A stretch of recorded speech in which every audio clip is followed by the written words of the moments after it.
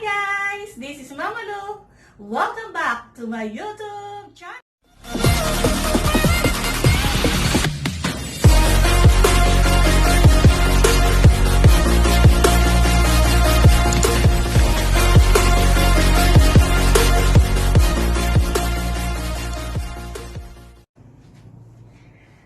Ang lesson natin ngayon ay tungkol sa multiplication and division of rational expressions. Ano nga ba ang rational expression? Algebraic expressions of the form of n over d, where n and d are polynomials and d is not equal to 0, are called algebraic rational expressions or simply rational expressions.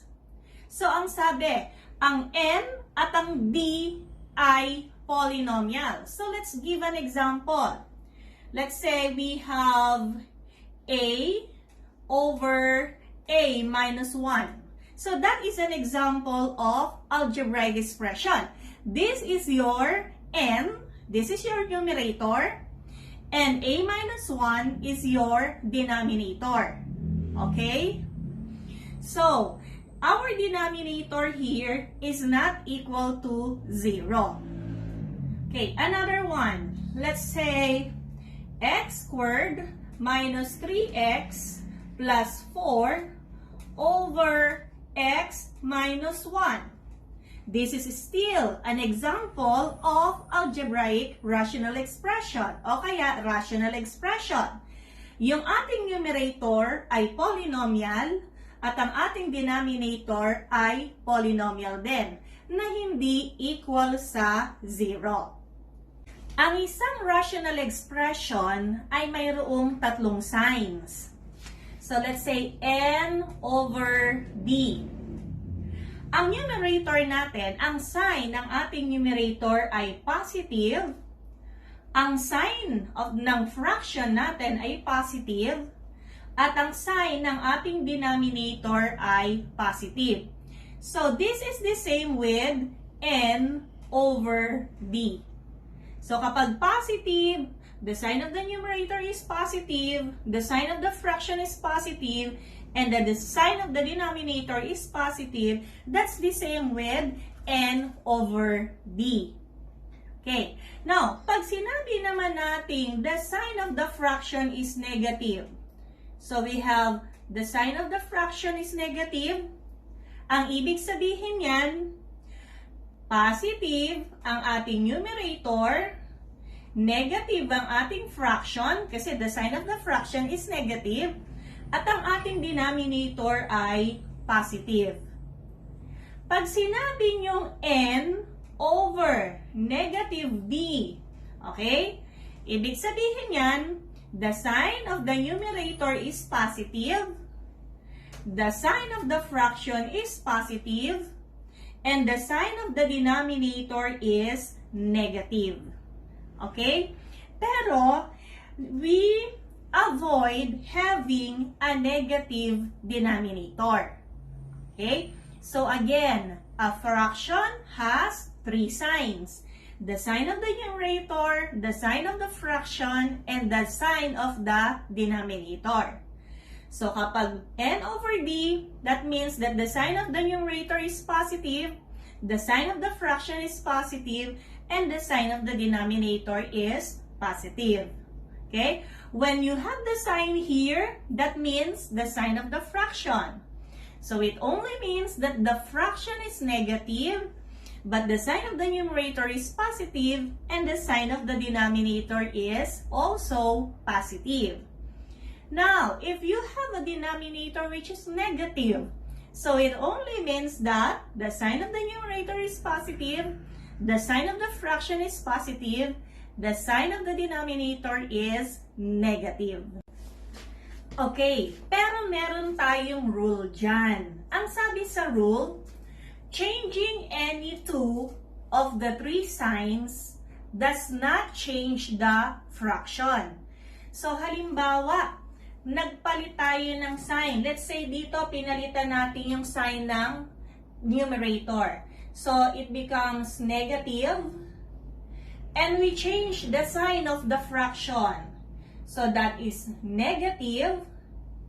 And then, we retain the sign of the denominator, which is positive. They are still the same. So, changing any two, ang pinalitan natin ng dalawang sign ay yung sign ng numerator at yung sign ng fraction. So, changing any two of the three signs does not change the fraction. Okay, another one. Let's say we change the sign of the numerator. So, we make this negative. And we did not change the sign of the fraction. And we change the sign of the denominator. So, it becomes negative. So, still, we have n over d. It does not change the fraction. Okay, another one. Let's say we change the sign of the fraction. Let's say we make this negative. And we change the sign of the denominator. We make it negative. So, if the sign of the fraction is changed, naging negative, at pinalitan mo yung sign ng denominator, naging negative, it is still the same with n over d. Changing any two of the three signs does not change the fraction. So guys, let's start our discussion in multiplication and division of rational expressions or fractions, whatever you call it. Okay, now, let's say we multiply a over b by c over d. So the rule when we multiply fraction is simply to multiply the numerator by the numerator. So a times c is ac, and then denominator times the denominator. So b times d is bd. And then, simplify your answer if it can still be simplified. Okay, let's try to apply it. Okay, so number 1, 9a squared b over 4m squared n cubed. Let us multiply it by 2mn squared over 3a squared b to the 4th power. Okay, so this is our a, this is our b, this is c, this is d. So the product should be ac over bd.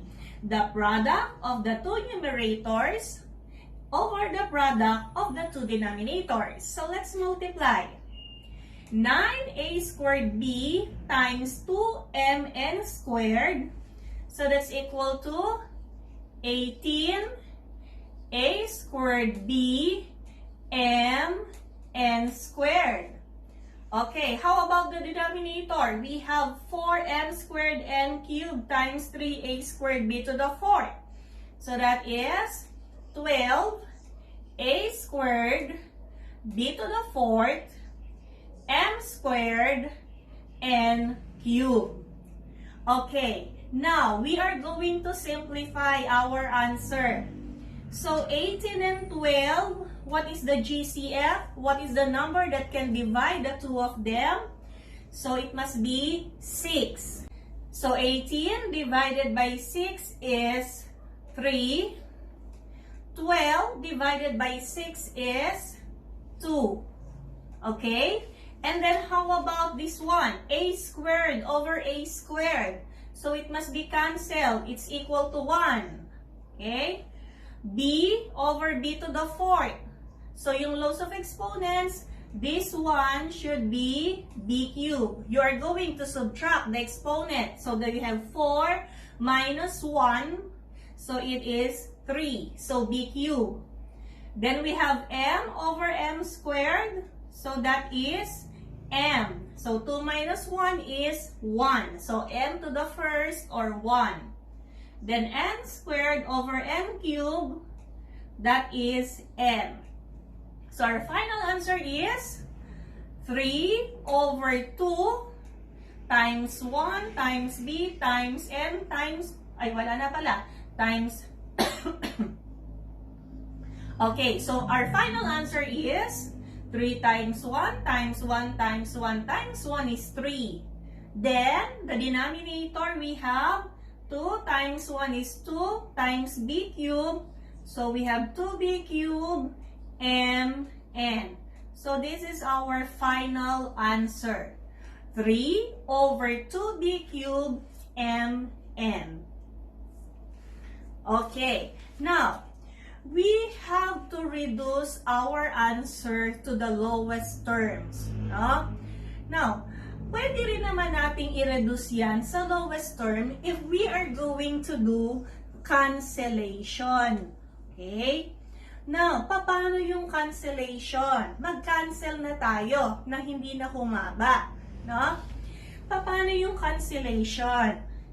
We only cancel numerator and denominator. Pwedeng silang dalawa, silang dalawa, silang dalawa, pero hindi pwede yung parehas na numerator ang ika-cancel at parehas na denominator.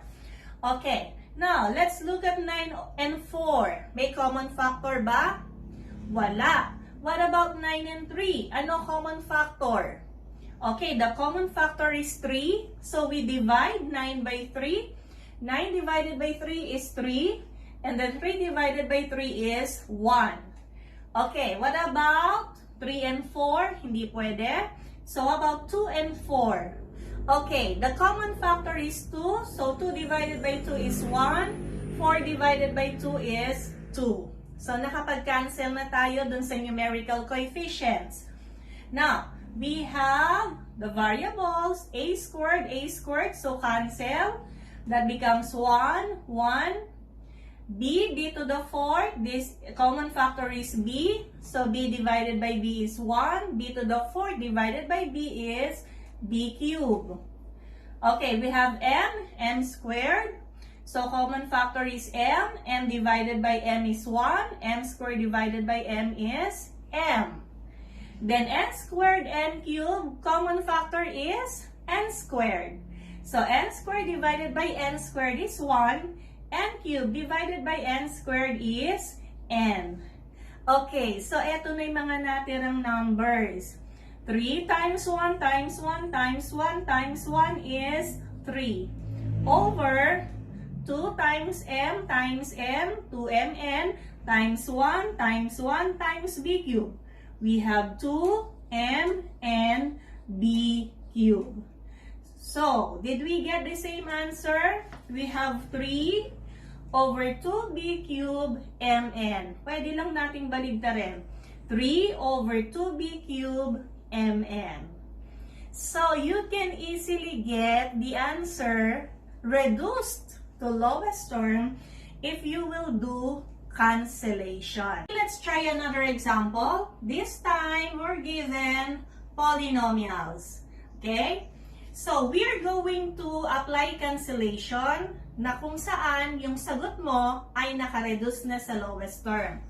Okay, kailangan natin ditong i-apply yung natutunan nyo sa factoring. Okay, the first expression is x squared minus xy over x squared minus y squared times x plus y over x squared minus 2xy. Okay, let's factor the first expression. So, x squared minus xy. Okay, obviously, there's a common factor, which is x. So, the x squared divided by x is x minus xy divided by x is y. We apply the common monomial factoring. Okay, how about the denominator? We have here x squared minus y squared. So, this is a difference of two squares. So, therefore, the factors are sum and difference of the same two numbers, isn't it? Okay, what's the square root of x squared? That's x. What about y squared? That's y. So, the factors are x plus y, then x minus y. Okay, now, the third expression, we have x plus y. That's already in the first power. So, it's no longer factorable. It's not factorable. Okay, so x plus y. And then this one, there is also a common factor, which is x. So, x, then we have x minus 2y. Okay? Tama ba? So, x squared divided by x is x. Negative 2xy divided by x is 2y. Okay, let's cancel. Okay? The expressions na pwede nating i-cancel. So, x minus y cancel becomes 1. We have x plus y. Okay? We have x and x cancel. So, therefore, what's our answer? Should be 1 times 1 times 1 is 1 over 1 times 1 times 1 times x minus 2y. We have x minus 2y. So, the answer here is 1 over x minus 2y. Okay, let's solve number 3. So, we have x minus 3 times 6 over x squared minus 3x.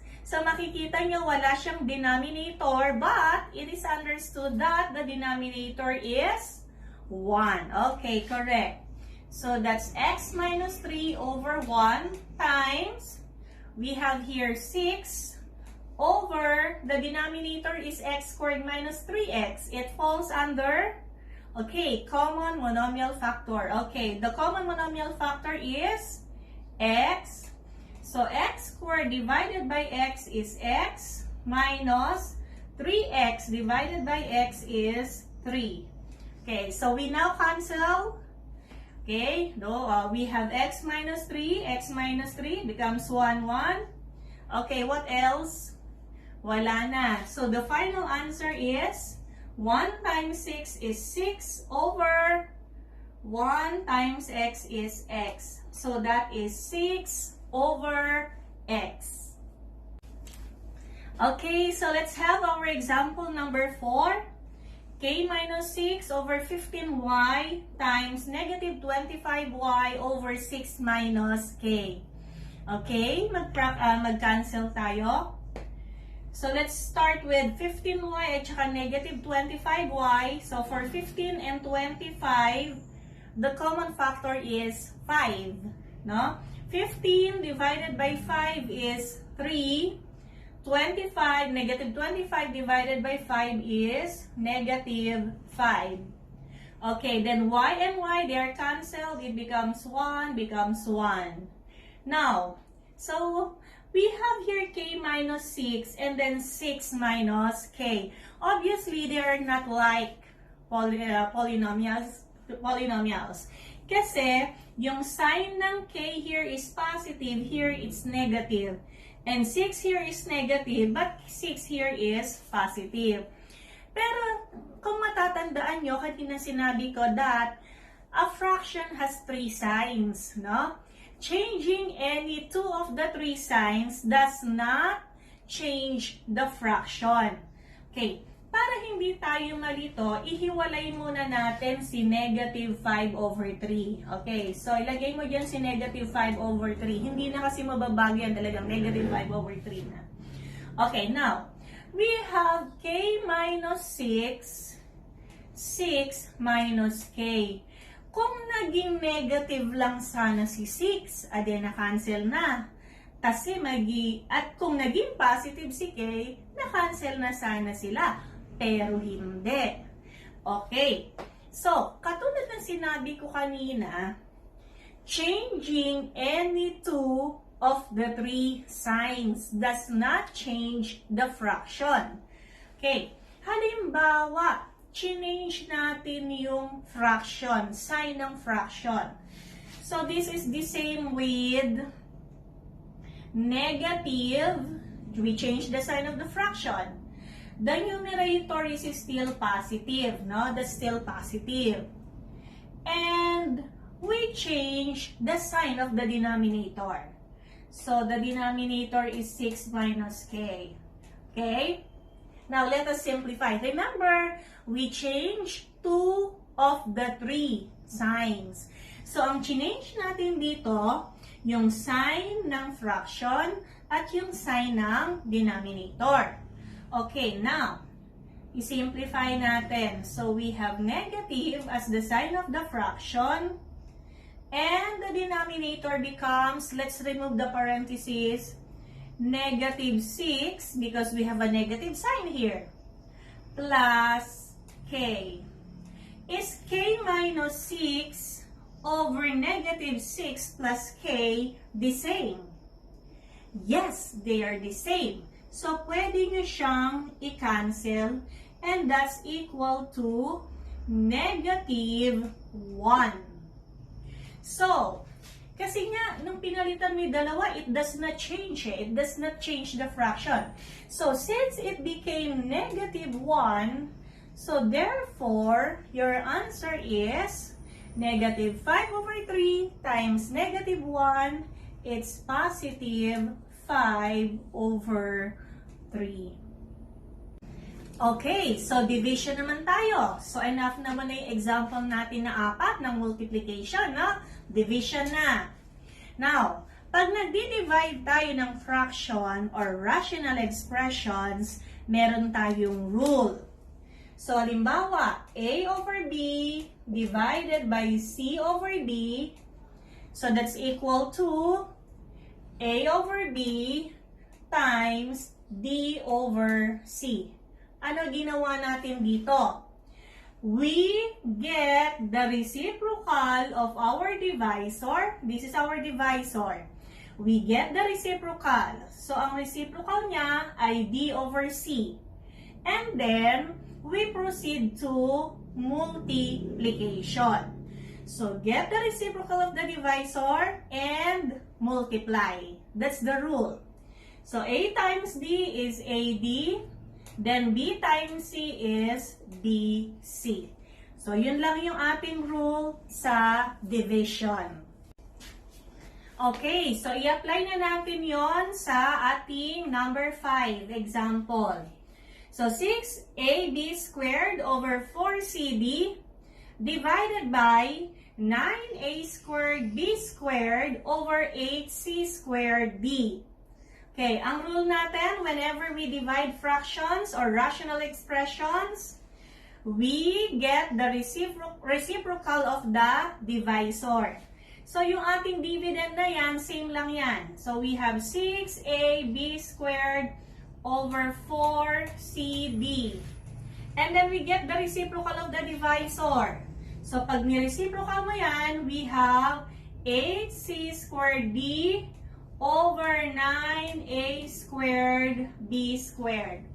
And then we change the operation. Magiging multiplication. Okay? So, let's cancel whatever we can cancel. We have 6 and 4. Common factor is 2. Okay. 6 divided by 2 is 3. 4 divided by 2 is 2. Okay, what else? We have 8 and 2. Okay, common factor is 2. 2 becomes 1. And 8 becomes 4. We have 3 and 9. 3 becomes 1 because the common factor is 3, no? 3 divided by 3 is 1. And 9 divided by 3 is 3. Okay, so meron pa ba? Wala na. Now, we have A squared. Common factor is A. So, this is cancelled. A divided by A is 1. Then, A squared becomes A. Because A squared over A is A. Okay, B squared. Okay, cancel. Parehas na naging 1 because the common factor is B squared. C squared. Common factor is C. So, C divided by C is 1. Then, C squared divided by C is C. Okay, then we have D at D. So, cancel. Common factor right D becomes 1, becomes 1. So, what's the final answer? We have 1 times 1 times 1 times 4 times C times 1. So, we have 4C over 1 times 1 times 1 times 3 times A times 1, 3A. 4c over 3a. Okay? Let's move on to number 6. So, number 6 here, burahin ko na to para hindi makagulo. Okay, v squared minus 9 over 3v squared plus 12 divided by v plus 3 over v squared plus 4. Okay, so yung ginagawa natin, we get the reciprocal of the divisor, and then we proceed to multiplication. We have v squared minus 9 over 3v squared plus 12. The reciprocal of this is v squared plus 4 over v plus 3. And then we proceed to multiplication. Okay, so kamukha nung ginagawa natin kanina, kung pwede siyang i-factor natin so that we can simplify, we can apply cancellation. So, v squared minus 9 is difference of two squares. Factors niya ay v plus 3, v minus 3. Kasi nga, ang square root niya ay v, square root niya ay 3. And this is difference of two squares. Kaya ang factors ay plus and minus. Okay. Now, 3v squared plus 12. Okay, there is a common factor, which is 3. So, this is v squared, because 3v squared divided by 3 is v squared. Plus, 12 divided by 3 is 4. Okay, so it becomes v squared plus 4. Times, okay, this is v squared plus 4, and that's not factorable. Bakit hindi factorable? Kasi, meron naman tayong dalawang squares. Wala kasi tayong sum of two squares. Ang meron tayo ay difference of two squares. So, this is not factorable. Okay? Over v plus 3. Okay, naka-simplest form na yan. So, we have v plus 3. Okay? So, mag-cancel tayo ng pwede i-cancel.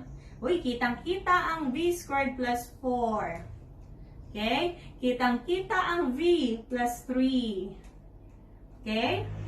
So, what's our final answer? We have v minus 3 over 3 as our final answer. Okay? Ang nagiging mali ng iba, halimbawa, ganito. V plus 3 over 3. Okay, yun ang common error, no? Kina-cancel nila yung 3. Hindi natin pwedeng i-cancel yon.